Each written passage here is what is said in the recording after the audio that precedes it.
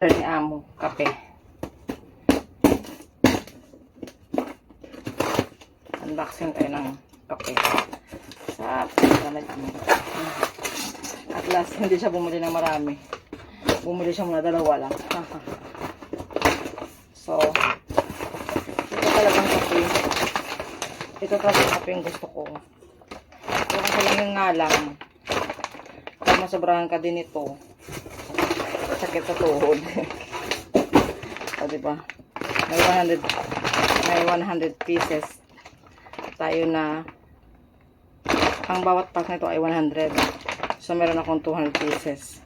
Usually, minsan nagbabili si Amo ng kadami-dami. Walang, sabi ko, isa lang muna.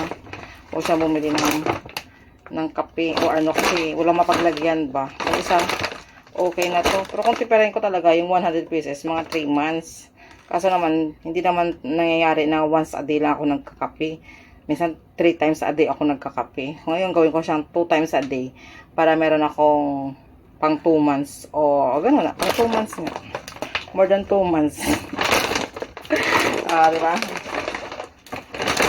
Kape is life. Pero alam niyo ba, dito sa Hong Kong, sa totoo lang, halos yung iba dyan, hindi sila binibilhan ng amo nila ng kape. Kasi sa umaga naman talaga, wala kaming breakfast yata. Parang ganun. So, pasortihan din sa amo, no. Kasi ako dito, kahit sa kape mo lang nabibilan ako kasi kape is life talaga.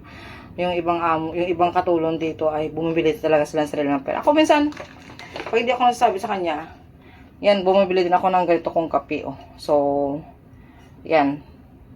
Isa-save ko to kasi gagawa ako ng coffee jelly or coffee cake pa. Pero i-save ko muna to, wag kong ubusin. O, diba?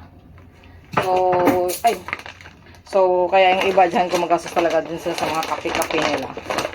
So, yun lang guys, napakabahala kape. Ito, masarap to tamigay ito sa Pilipinas. Ito, kasi lang, ito dati yung binili ko din dati na pinamigay ko sa Pilipinas. Pero not now, maybe one day.